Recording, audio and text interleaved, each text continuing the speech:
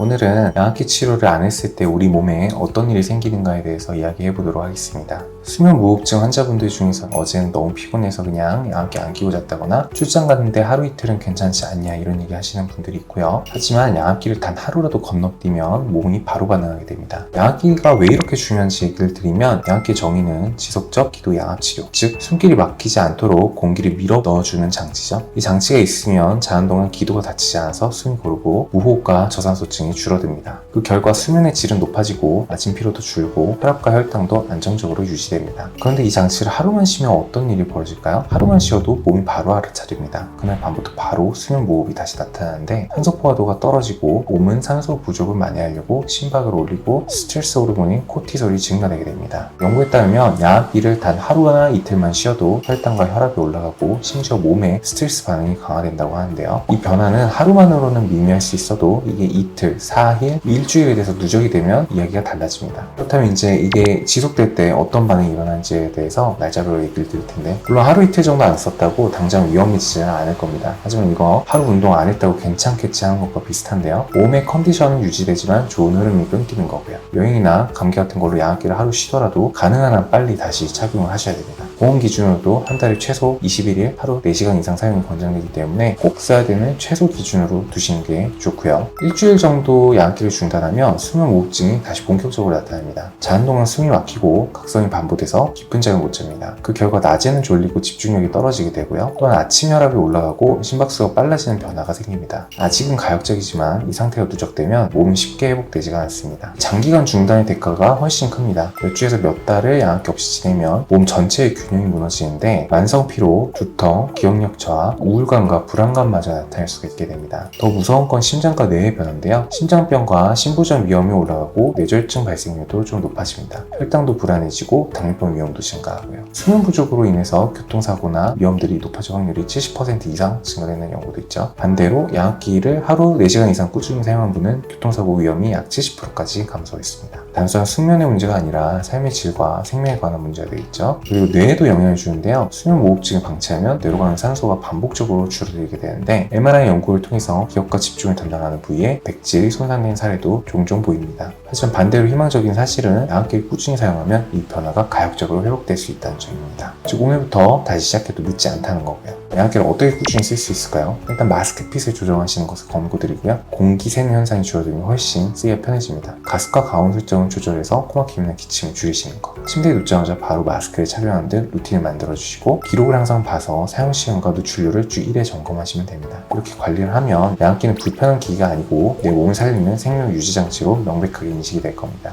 결론적으로 양압기는 하루만 건너뛰어도 몸이 즉각 반응하고, 반대로 하루라도 다시 착용하면 회복도 바로 시작되는 기계입니다. 다시 해볼까라고 생각하는 게 하루가 쌓여서 건강을 지키게 된다는 거를 꼭 기억해 주시기 바랍니다. 꾸준한 게 바로 수면 무호흡의 최고의 치유라고 볼 수가 있겠습니다.